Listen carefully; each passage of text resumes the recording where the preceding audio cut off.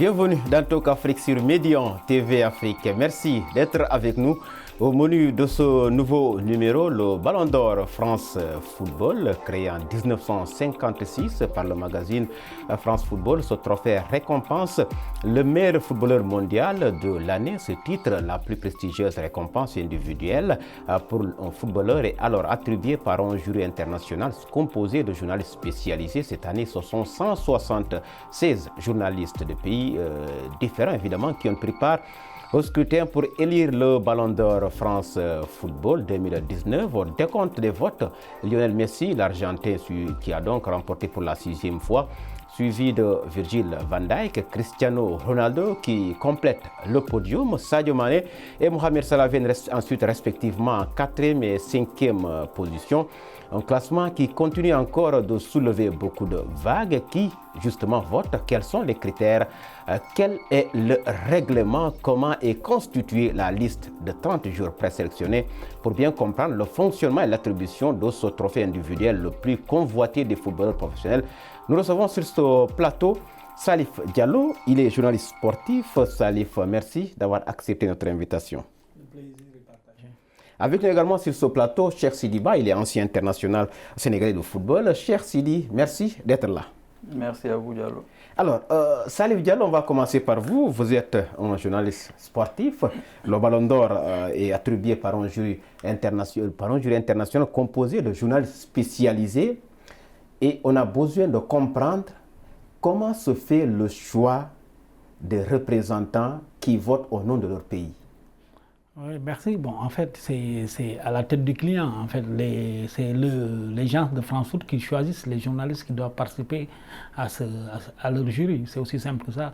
Bon, celui que je connais le mieux au Sénégal, par exemple, il a été correspondant de France Foot et de l'équipe. Et il faut savoir que l'équipe et France Foot sont dans le même groupe de presse. Donc, Aliou Goloko, pour ne pas le nommer, il a été correspondant, donc ils le connaissent. C'est assez souvent en Afrique, c'est quelqu'un qui s'appelle Franck Simon, qui assez souvent s'occupe de la rubrique Afrique à France Foot, qui a des connexions en Afrique, qui connaît les journalistes. Certains, il est vrai que certains, par exemple, ça fait 10 ans qu'ils ne pratiquent pas. Je prends l'exemple du Togolais parce que je le connais, Mathias Ayena, avec qui j'étais aussi ici en 96, 97 et 98. Lui, ça fait 10 ans qu'il est le responsable de la haute autorité de la communication au Togo. C'est un ancien arbitre international, il ne suit pas régulièrement le football. C'est ça que j'ai appris au niveau des Togolais. Donc, c'est des connexions entre Franck Simon, des journalistes de France Foot qui connaissent l'Afrique, concernant les journalistes africains. C'est ça aussi, peut-être un peu la limite de ces jurys qu'ils composent. Bon, on me dit que parfois, ils changent, par exemple, si entre-temps, un journaliste est devenu dans une instance internationale continentale, il change. Mais apparemment, ce n'est pas le cas parce que je connais beaucoup de journalistes africains qui sont experts médias de la CAF, qui continuent qui ne pratiquent pas, mais qui continuent à être membres du jury. Donc, c'est leur connexion par rapport à France Foot qui fait qu'ils deviennent des membres du jury de France Foot. Donc, si on comprend bien, c'est le magazine France Foot qui attribue le Ballon d'Or, qui copte, entre guillemets, les représentants via un intermédiaire. C'est selon Cheikh Sidi Ba. Alors, la question que j'ai envie de vous poser, à entendre Salif Diallo parler, est-ce que ce représentant aura toute la légitimité requise pour voter au nom du pays qu'il représente? Oui et non. Je pense que on a vu sur certains votes de certains pays, on a vu, je pense que c'est du n'importe quoi qui a été fait. Et je pense que ça, certains journalistes qui ne sont pas légitimes pour participer à ce vote. Je pense qu'il faudrait chercher des journalistes qui sont, je pense, 100% football, qui s'y connaissent et qui ont des arguments valables. Parce que je pense que maintenant, avec ce vote du Ballon d'Or, je pense qu'il y a beaucoup de problèmes qui surviennent. Et je pense qu'il est temps d'arrêter et de chercher une autre façon de faire pour qu'il n'y ait pas ce malentendu. Parce que je pense que depuis plusieurs années, depuis les dernières années, il y a eu tellement de... Je pense que le lauréat n'est pas tellement unanime. Les gens ne sont pas trop unanimes par rapport aux vainqueurs. Je pense qu'il faudrait savoir choisir les gens qui votent, chercher des journalistes spécialisés sport et spécialisés football, et que des journalistes qui sont vraiment au diapason de ce qui se passe dans le monde du football, pour pouvoir une autre fois, l'année prochaine peut-être, voir un vainqueur légitime, un vainqueur sans contestation. Et je pense que c'est pour les gens, pour les amoureux du football, on a besoin de cela, parce qu'à chaque fois il y a des querelles à n'en plus finir, des choses qui n'honorent pas du tout le football. Alors, il faut peut-être apporter un plus. De 2010 à 2015, France Foot et la FIFA avaient fait un seul jury pour élire le Ballon d'Or. Est-ce que vous avez vu? Mais après 2016, France Foot a décidé de reprendre son bébé, parce qu'effectivement le jury de la FIFA est plus large. Parce que bon, moi je vote par exemple pour le best de la FIFA, c'est moi qui vote pour le Sénégal. En plus des journalistes, du jury des journalistes, il y a des entraîneurs et des capitaines d'équipe. France Foot se disait qu'ils sont moins, comment on appelle ça, ils sont plus tenus politiquement pour voter pour leurs gars que les journalistes qui doivent être à la limite indépendants, quoi. Même si l'indépendance, on sait ce que ça veut dire. Donc depuis de 2010 à 2015, il y avait un jury commun entre France Foot et la FIFA. Ils avaient signé un accord de partenariat. Mais depuis 2016, France Foot a repris son bébé. Donc il faut voir un peu ce qui s'est passé en 2010. Les gens ont contesté parce que les Espagnols avaient gagné la Liga et la Coupe du Monde. Malheureusement, c'est Messi qui gagne, qui a été éliminé en quart de finale. En 2013, Ribéry, qui a tout gagné avec le Bayern.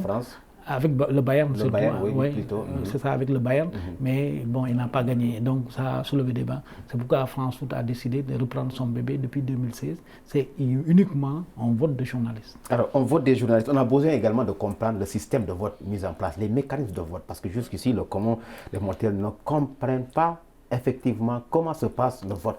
C'est là-bas il y a la grosse fumisterie. Il faut que les journalistes, bon, mais c'est ça aussi, on choisit. Quand on te choisit, soit tu es capable de le faire, tu acceptes de le faire, parce que ce n'est pas obligatoire, on ne te paye pas, c'est gratuit. Tu votes, tu envoies ça par Internet. Soit tu n'es pas d'accord, parce que dans le premier critère, on te parle de performance individuelle et collective en même temps. C'est là-bas où le verre est dans le fruit. Quand tu n'as pas de personnalité, quand on dit performance individuelle par exemple, pour ceux qui ont voté pour Messi, je ne peux pas les blâmer. Parce que Messi quand même, c'est lui qui porte Barcelone, qui a porté Barcelone cette année. C'est lui qui fait tout. C'est les coups francs, les pénaltys, les passes décisives, c'est lui. La preuve, les souliers d'or, le meilleur buteur en Ligue des Champions et souliers d'or. Ensuite, on te dit performance collective, et individuelle et collective. Collective, Sadio, il a tout cassé cette année. Normalement, c'est lui qui gagne. Donc, il y a un deuxième critère, on te dit l'impact sur... Bon, c'est un peu... En fait, c'est la régularité, quoi. C'est l'impact sur la discipline dans le football. C'est Messi aussi. Tu vois, la troisième, c'est fair play. Là-bas, Messi doit tomber, parce qu'il a été suspendu 3 ou 4 mois, ou 5 mois même, après la Copa América. Donc, il faut vraiment, c'est ça, c'est aussi ça, un journaliste, il faut savoir avoir la personnalité. Parce que contrairement à ceux qui ont voté contre Sadio Mané, le big boss, celui qui est le grand organisateur de cette affaire-là, vote pour Sadio Mané. Il l'a avoué, il l'a dit dans un journal sénégalais. Maintenant aussi, on peut se dire pourquoi il a voté pour Sadio Mané. Peut-être il a su que Sadio Mané ne va pas gagner. Pour faire du politiquement correct, il a dit, bon, de toute façon, on va voir, ça ne va pas impacter. C'est ça. Bon, je ne sais pas, c'est un commentaire de ma part, c'est mon avis. Donc, vous avez vu, il faudrait, bon, les critères, moi, je n'ai pas lu toute l'interview qu'il a faite avec mes amis de record, mais il a dit que les critères ne vont pas changer. Mais je pense que soit c'est le Ballon d'Or, point, ou bien c'est le meilleur jour de l'année. Bon, le meilleur jour de l'année, on doit le juger du 1er janvier au 31 décembre, ou un peu moins parce que c'est en début décembre. C'est en novembre que les votes sont clôturés. Donc, il faudrait qu'on soit clair à ce niveau-là. C'est là-bas où, parce que quand même, c'est un titre qui est convoité par tous les joueurs, qui est convoité par tous les dirigeants de ligue professionnels à travers le monde, parce que aussi les gens ne se rappellent pas ça. Javier Tebas, par exemple, le président de la Liga, il se bat toujours pour qu'un jour de la Liga gagne ça. Tu as vu. Les sponsors, les équipementiers, ils se battent à coups de pub, ainsi de suite. C'est ça, les agents de jour. Donc il y a tout le monde veut prendre le Ballon d'Or France. Donc c'est la raison pour laquelle je pense que ça doit être clair. Ça doit être clair, tout le monde se bat autour de ce trophée. C'est quoi les enjeux d'abord avant de revenir sur les critères pour l'attribution de Ballon d'Or? Parce que tout à l'heure, Salif a dit le président de la Liga et les sponsors, qui se livrent une bataille sans merci derrière pour donc... c'est quoi les enjeux finalement de ce trophée?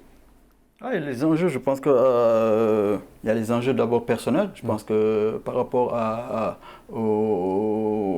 la carrière du joueur, je pense que gagner un ballon d'or, ça pèse sur un CV.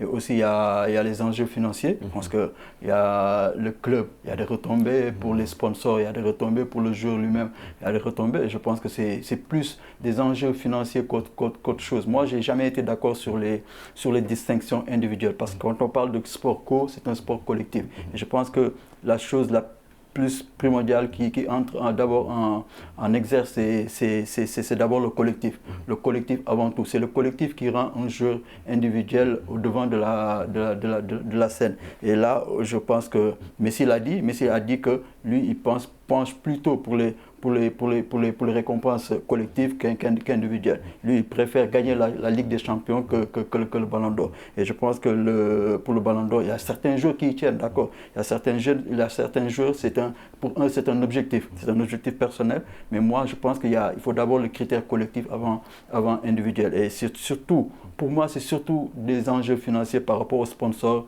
par rapport au club, par rapport aux joueurs qu'autre chose. Alors, on a parlé des critères, les règles, les performances individuelles, collectives. Il y a également le critère de fair play. Comment appréciez-vous? Est-ce à dire, avec toute cette polémique ou cette vague de contestation, que ce ballon, notamment cette année, c'est vrai que ce n'est pas la première fois, mais cette année, ça continue encore.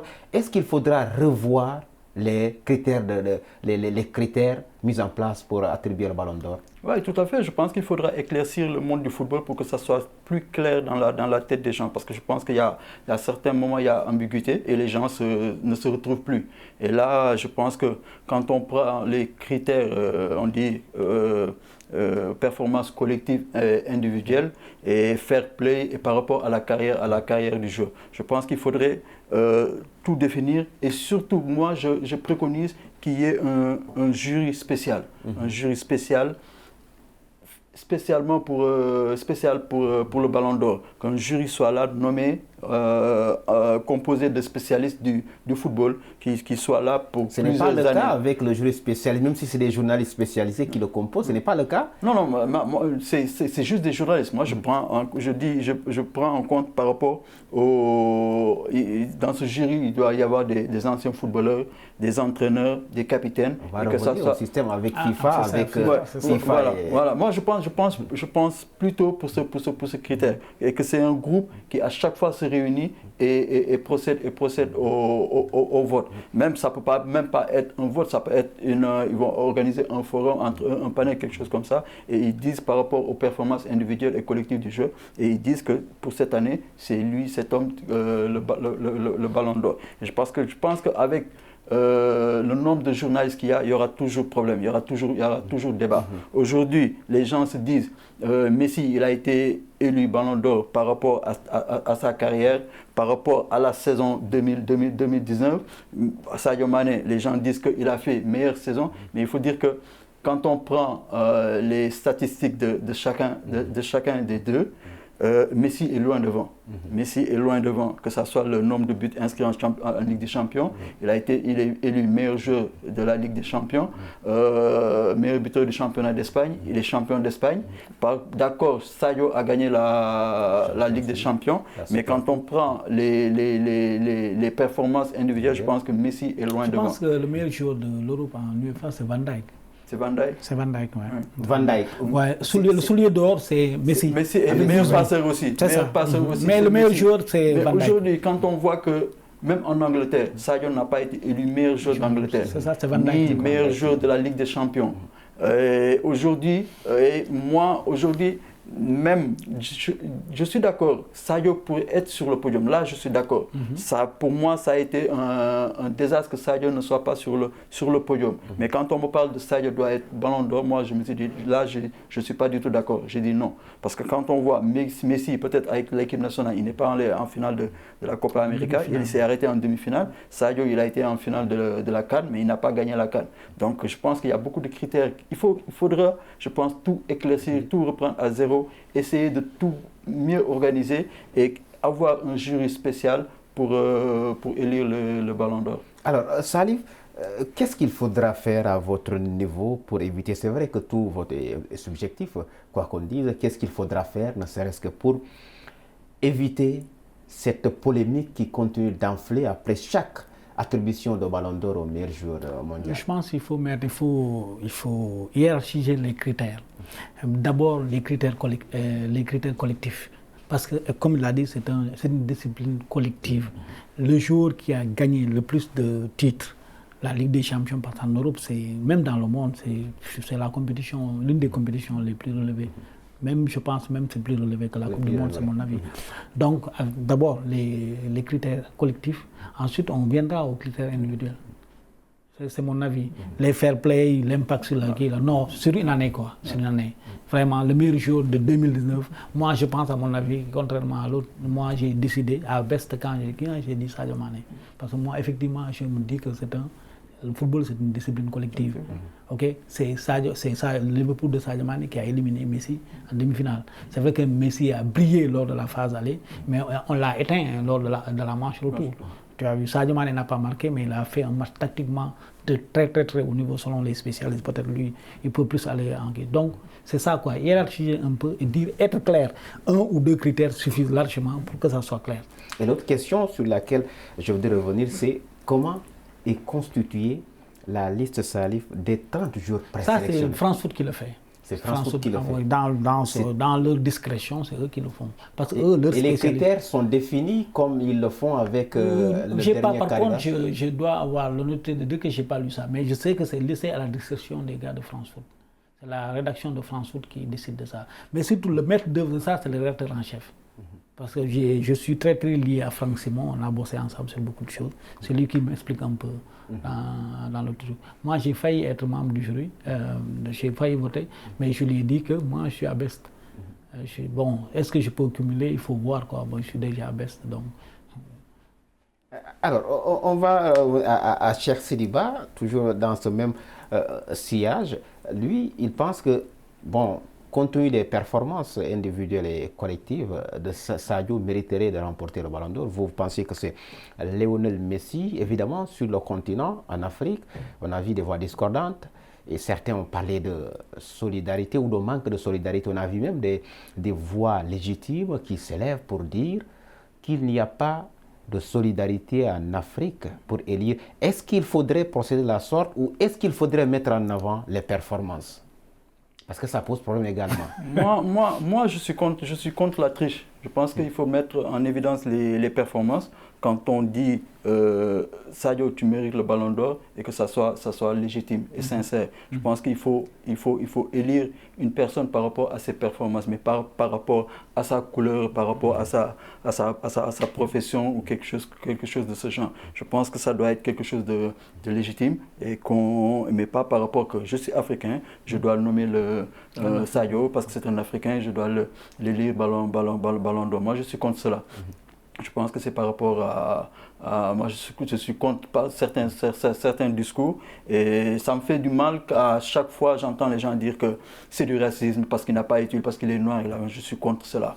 J'ai toujours été contre cela. Je pense qu'on doit dépasser ce cap et voir par rapport à ses performances et par rapport à tout ce qu'il a gagné, à tout ce qu'il a fait durant la saison avec son club, avec son équipe nationale. Je pense qu'on doit évoluer dans ce sens et pas avoir des idées arrêtées. Et je pense que ça va continuer toujours comme ainsi. Chaque fois qu'un Africain doit gagner, il ne gagne pas, on va parler de racisme. Pourquoi on n'a pas parlé de racisme en 2010 quand Iniesta n'a pas été élu Ballon d'Or? Pourquoi Ribéry quand on n'a pas parlé de racisme? Il faut qu'on arrête ce discours et dire que c'est par rapport aux critères, par rapport aux performances que le joueur a été nommé Ballon d'Or ou pas. Mais je pense qu'il faut dépasser ce débat. Donc il faut transcender les trucs de couleur. Vous l'avez préconisé, la hiérarchisation des critères. Mais est-ce que cela va régler les problèmes? D'autant plus qu'on parle souvent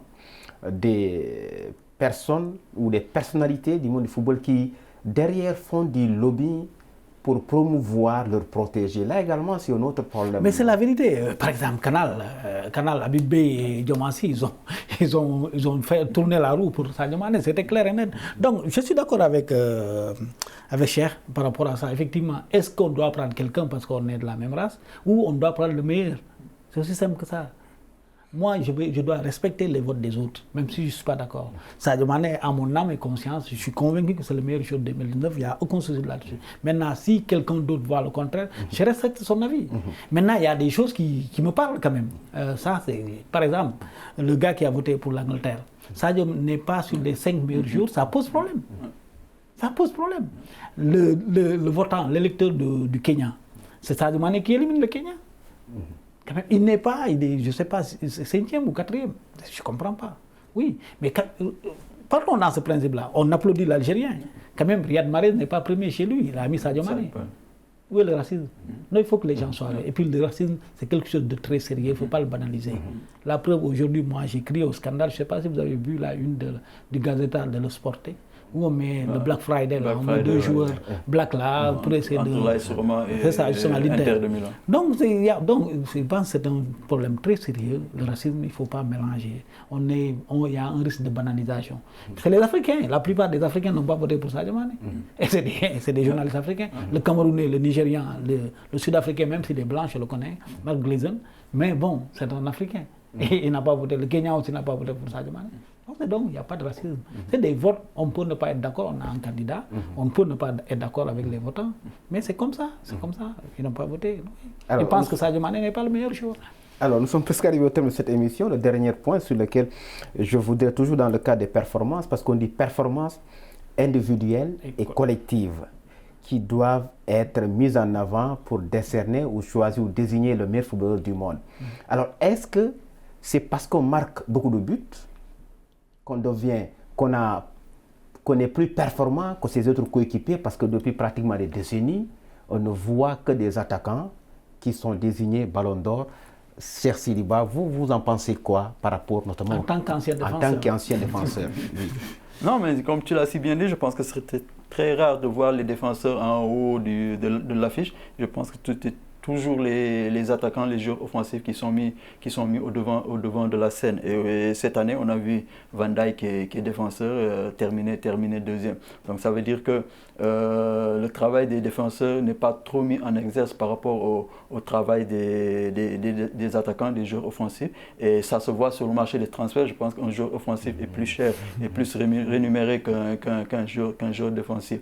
Et en fait, mais qu'est-ce qui l'explique? Non, mais c'est par rapport à la beauté du football. Je pense que c'est rare, peut-être en Angleterre, quand on voit un défenseur faire un tacle, c'est là que les supporters applaudissent. Mais dans tous les autres pays, c'est surtout l'attaquant qui marque un but qui fait soulever les foules. Et c'est le milieu qui est comme ça. C'est le milieu qui est comme ça, donc c'est le joueur offensif qui a plus de valeur que le défensif. Et donc les gens aillent au stade pour voir des buts, mais pas pour voir des tacles d'un défenseur.